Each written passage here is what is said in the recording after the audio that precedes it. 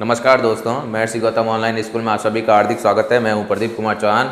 आपके लिए लेकर के आया हूं कक्षा 10 विषय विज्ञान का चैप्टर नंबर 2, जिसका नाम है अम्ल, क्षार एवं लवण। इस चैप्टर में हम जो साधारण नमक से जो प्राप्त होने वाले जो रसायन हैं उनके बारे में अध्ययन कर रहे हैं, जिसमें हमने NaOH सोडियम हाइड्रोक्साइड किस तरीके से जो है निर्मित किया जाता है क्लोज-सार अभिक्रिया के द्वारा, इसके बारे में हमने जानकारी प्राप्त की थी पिछले वीडियो में। और इसके साथ में ही NaOH के क्या उपयोग है, और अब हम जो पढ़ने जा रहे हैं जो साधारण नमक से प्राप्त होने वाले अन्य रसायन हैं, उसमें आज का जो टॉपिक हम शुरू करने जा रहे हैं, पहला जो टॉपिक आज शुरू करेंगे वो है विरंजक चूर्ण। तो पढ़ते हैं विरंजक चूर्ण के बारे में, कैसे प्राप्त किया जाता है विरंजक चूर्ण को। तो जो टॉपिक है वो है विरंजक चूर्ण। अब ये जो विरंजक चूर्ण है ये कैसे प्राप्त किया जाता है, देखिए दोस्तों, चूने का पानी जिसको कैल्शियम हाइड्रोक्साइड कहा जाता है, जब उसमें क्लोरीन गैस प्रवाहित की जाती है तब निर्माण होता है किसका, विरंजक चूर्ण का। कैसे होता है अब आप देखेंगे। एक मैं यहाँ पे रासायनिक समीकरण लिख रहा हूँ, और वो क्या है, यहाँ पर मैंने लिखा CaOH, ये लिख दिया होल ट्वाइस, ठीक है। और इसी को हमने क्या कहा, चूने का पानी। क्या कहा इसको, चूने का पानी, या इसी को हम कहेंगे क्या, कैल्शियम हाइड्रोक्साइड। इसी को हम और क्या कह सकते हैं, इसको हम कह सकते हैं कैल्शियम हाइड्रोक्साइड। क्या कहेंगे इसको, कैल्शियम हाइड्रोक्साइड, ठीक है। या इसको बुझा हुआ चूना भी कहा जाता है। अब इसकी क्रिया की जाती है किसके साथ में, क्लोरीन के साथ में। तो कहने का तात्पर्य यह है, चूने पानी में कौन सी गैस प्रवाहित की है, क्लोरीन गैस प्रवाहित की। तो क्लोरीन गैस प्रवाहित करने पर आप देखोगे क्या प्राप्त होता है, यहाँ पर यह है Ca, ठीक है। तो ये लिख दिया Ca। अब आप देख सकते हो यहाँ पर O 2 है और एंस भी कितने हैं, 2 है। तो यहाँ पर मैं लिख देता हूँ O, CaO, ठीक है। अब यहाँ पर ये क्या है, Cl2, ये लिख दिया Cl2। तो यहाँ पर आप देख सकते हैं कि H बच गए 2 और एक क्या बच गया, O बच गया, क्योंकि एक O तो आपने ले लिया, एक ऑक्सीजन को आपने ले लिया था, एक ऑक्सीजन पीछे बची है, ठीक है ना। वो एक ऑक्सीजन और 2 ये हाइड्रोजन मिल करके क्या बना देते हैं, H2O बना देते हैं। क्या बना देते हैं, H2O। तो इस तरीके से आप देख सकते हैं यहाँ पर जो उत्पाद बना है कैल्शियम ऑक्सीक्लोराइड, इसी को हम क्या कहते हैं, विरंजक चूर्ण। तो आपको यहाँ पर प्राप्त हुआ है कैल्शियम ऑक्सीक्लोराइड। क्या प्राप्त हो गया, कैल्शियम ऑक्सीक्लोराइड, और इसी को हमने नाम दिया विरंजक चूर्ण, ठीक है। इसी को जो है हम क्या कहेंगे, विरंजक चूर्ण कहेंगे। तो अब हमारा जो टॉपिक है विरंजक चूर्ण, तो विरंजक चूर्ण जो है इसके लिए जो रासायनिक फॉर्मूला लिखा जाता है वो क्या हो जाएगा, CaOCl2, ठीक है। तो ये विरंजक चूर्ण का जो है रासायनिक सूत्र है, और इसका जो रासायनिक नाम है, इसका रासायनिक नाम क्या हो जाएगा, इसका रासायनिक नाम हो जाएगा कैल्शियम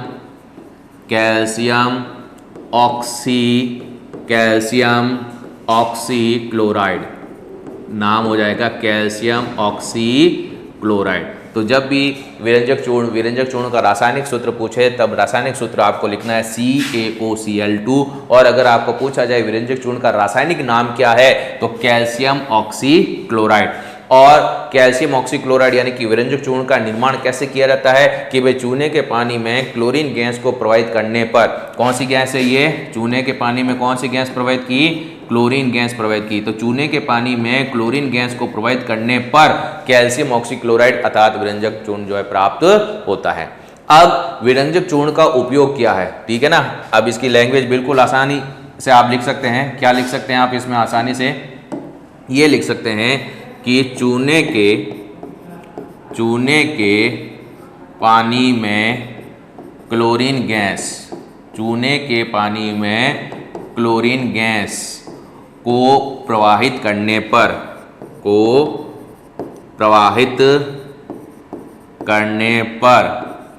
ठीक है क्या प्राप्त होता है, विरंजक चूर्ण प्राप्त होता है।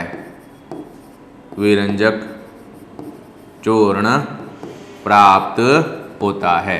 तो ये विरंजक चूर्ण कैसे बनाया जाता है ये हमें जानकारी पता चली। अब विरंजक चूर्ण के उपयोग क्या होते हैं, तो हम पढ़ते हैं किसके उपयोग, विरंजक चूर्ण के उपयोग। तो विरंजक जो चूर्ण हैं इसके क्या पढ़ रहे हैं हम, उपयोग पढ़ रहे हैं। क्या पढ़ रहे हैं, इसके उपयोग पढ़ रहे हैं। अब इसके उपयोग क्या है विरंजक चूर्ण के, ये आप देखें। विरंजक चूर्ण का उपयोग किया जाता है सूती और लिनन वस्त्र जो होते हैं, ठीक है ना, इनके विरंजन में किया जाता है। लकड़ी का मज्जा या जो कागज़ होता है, ठीक है, या फिर लॉन्ड्री में जो साफ जो कपड़े होते हैं उनके विरंजन में उपयोग किया जाता है विरंजक चूर्ण का। इसी तरीके से रसायन उद्योग में इसका उपयोग उपचायक के रूप में किया जाता है, ऑक्सीकारक के रूप में किया जाता है। इसके साथ साथ में जो पीने का जो पानी होता है उस पीने के पानी को शुद्ध करने के लिए यानी कि जल शुद्धिकरण में इसका उपयोग किया जाता है जीवाणुनाशक के रूप में। किसके रूप में, जीवाणुनाशक के रूप में। तो उपयोग हम इसके लिखेंगे विरंजक चूर्ण के, क्या क्या उपयोग हम इसमें लिख सकते हैं। तो सबसे पहला जो इसका उपयोग है, सबसे पहला उपयोग तो हो जाएगा, क्या उपयोग है इसका विरंजक चूर्ण का, इसका उपयोग है वस्त्र उद्योग में, वस्त्र उद्योग में सूती एवं लिनन, सूती एवं लिनन वस्त्रों के विरंजन में, वस्त्रों के विरंजन में, ठीक है। इसके साथ में ही क्या हो जाएगा, क्या हो जाएगा इसमें, कागज, लकड़ी का मज्जा तथा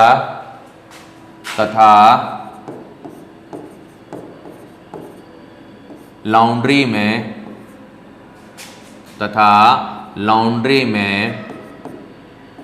साफ कपड़ों के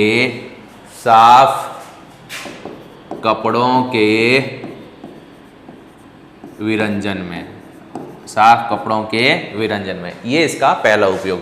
अब इसका दूसरा उपयोग क्या लिख सकते हैं हम, इसका दूसरा उपयोग हम लिख सकते हैं, क्या लिख सकते हैं, रसायन उद्योग में उपचायक के रूप में, ठीक है ना, रसायन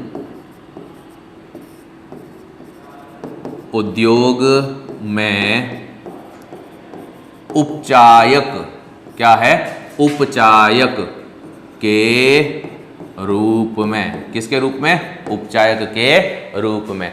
फिर इसके बाद में तीसरा इसका जो हम उपयोग है वो क्या लिख सकते हैं, तो तीसरा उपयोग इसका क्या हो जाएगा, तीसरा उपयोग इसका ये हो जाएगा पीने के पानी के शुद्धिकरण में जीवाणुनाशक के रूप में, ठीक है।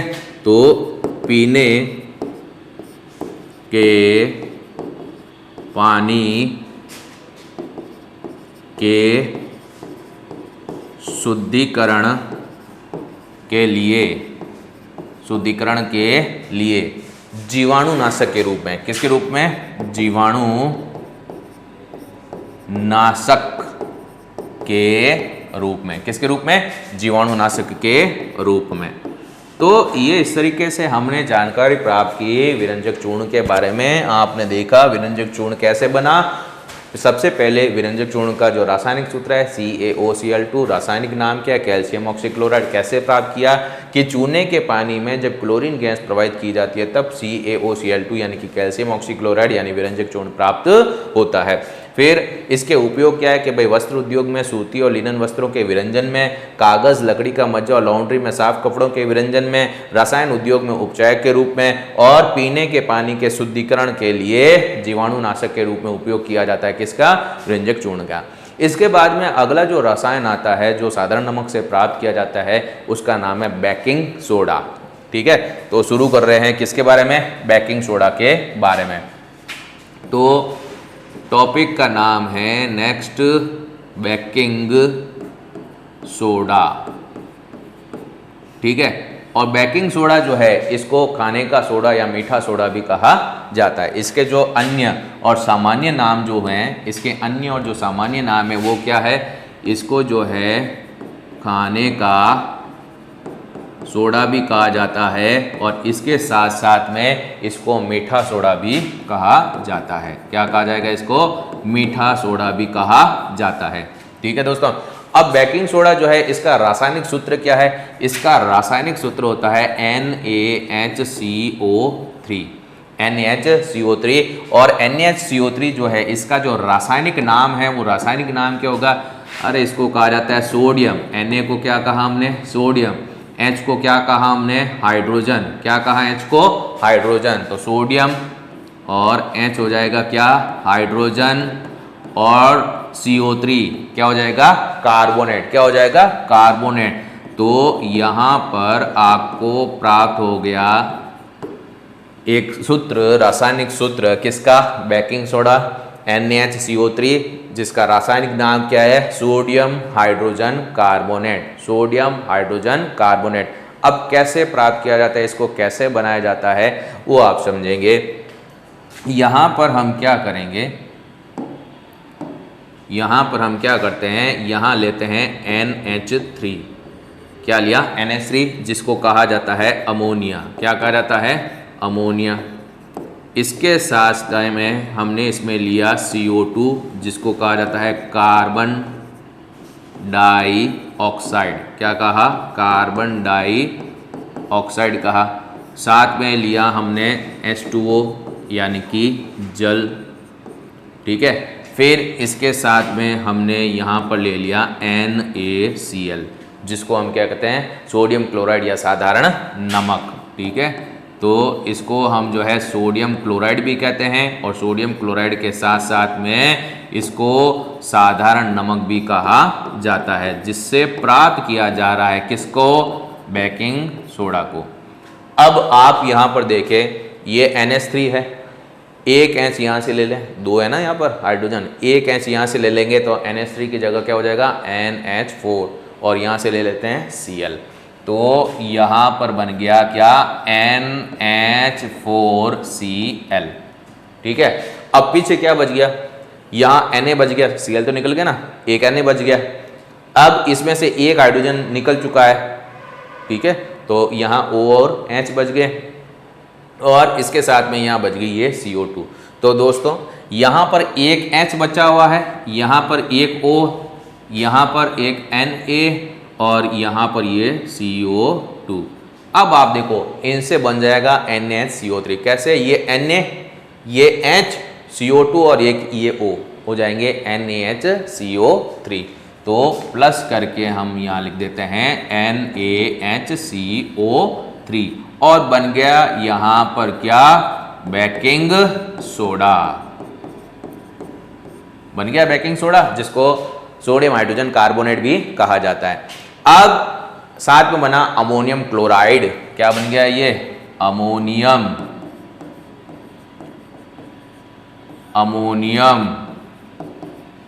क्लोराइड।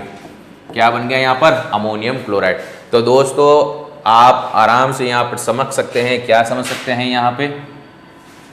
आपने यहाँ पे देखा कि किस तरीके से आपने जो है NH3CO2, जिसको आप क्या कहते हो? कार्बन डाइऑक्साइड, प्लस H2O यानी कि जल, और प्लस NaCl यानी कि सोडियम क्लोराइड के मध्य में जब आपने क्रिया की तब आपको प्राप्त होता है क्या? Baking soda.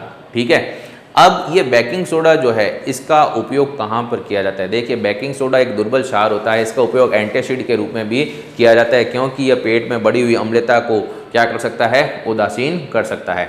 इसके साथ में रसोई घर में खस्ता पकौड़े बनाने में भी इसका उपयोग किया जाता है बेकिंग सोडा का। अब बेकिंग सोडा का जब ऊष्मीय विघटन करते हैं तब आप ध्यान देना कि CO2 गैस मुक्त होती है, और यही CO2 गैस होती है जिसकी वजह से क्या होता है कि जो पाव रोटी यानी कि जो ब्रेड बनाई जाती है या जो केक बनाया जाता है उसमें खमीर उठता है, और जो ये बनते हैं वो मुलायम और कैसे होते हैं? स्पंजी होते हैं। इसके साथ में ही हम कह सकते हैं कि जो बेकिंग पाउडर होता है, बेकिंग पाउडर को बनाने में भी उपयोग किया जाता है। किसका? बेकिंग सोडा का उपयोग किया जाता है। बेकिंग पाउडर को बनाने के लिए बेकिंग सोडा यानी कि NaCO3 के साथ में टार्टरिक अम्ल जैसा एक मंद खाद्य अम्ल का मिश्रण करके बेकिंग पाउडर का निर्माण किया जाता है।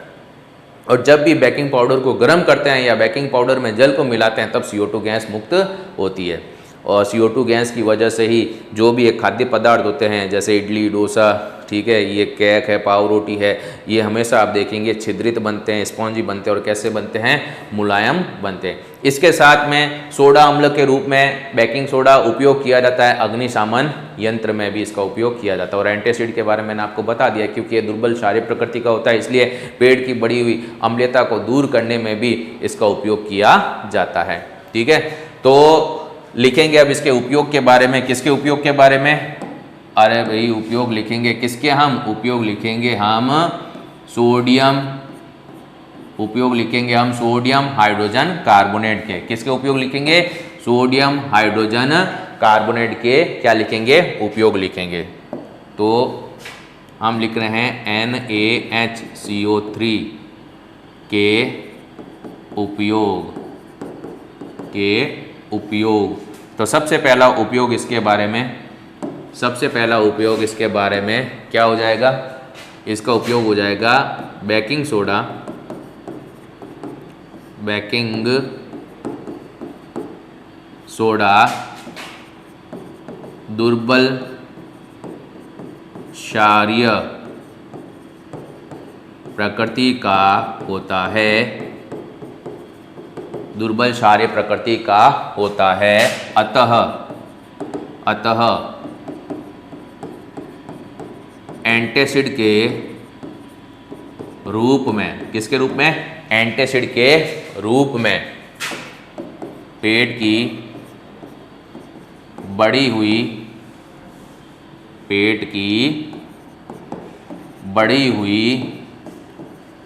अम्लता,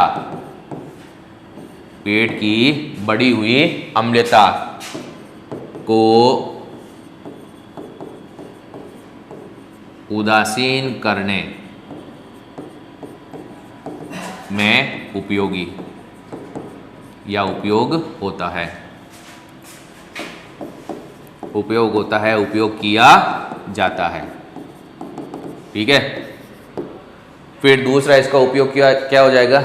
दूसरा इसका उपयोग ये हो जाएगा कि जो बेकिंग सोडा है इसका उपयोग बेकिंग पाउडर के निर्माण में किया जाता है।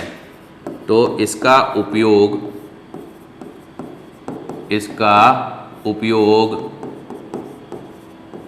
बेकिंग पाउडर के निर्माण में किया जाता है। किसके निर्माण में किया जाता है? बेकिंग पाउडर के निर्माण में किया जाता है, जो बेकिंग सोडा एवं टार्टरिक जैसे या टार्टरिक अम्ल जैसे मंद खाद्य अम्ल, जो खाने के योग्य होते हैं, मंद खाद्य अम्ल का मिश्रण होता है, का क्या होता है? मिश्रण होता है। ठीक है, फिर इसके बाद में जब ये जो बेकिंग पाउडर होता है, बेकिंग पाउडर को जब गर्म किया जाता है या जल मिलाया जाता है तब उसमें से कौन सी गैस मुक्त होती है? CO2 गैस मुक्त होती है। तो आप इसमें लिख सकते हैं कि बेकिंग पाउडर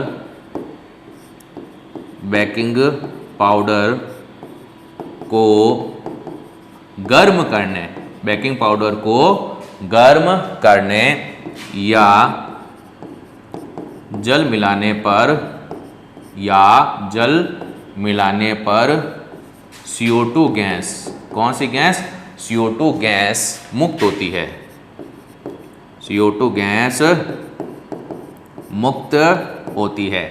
और CO2 गैस मुक्त होती है इसी वजह से पाव रोटी और जो केक बनाते हैं उनमें जो है खमीर उड़ता है, और ये जो उत्पाद होते हैं ये कैसे बनते हैं? मुलायम और स्पॉन्जी बनते हैं,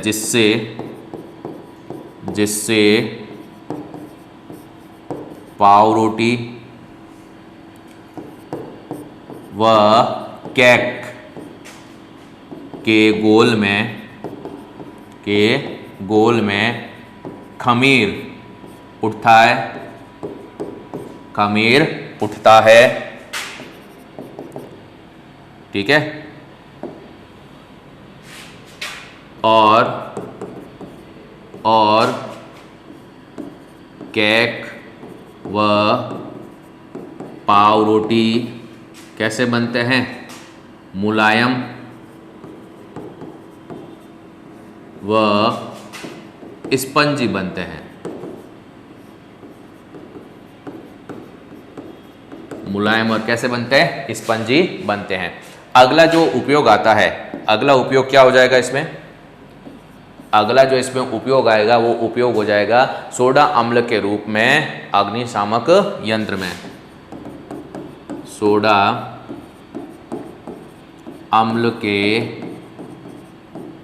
रूप में अग्निशामक यंत्रों में,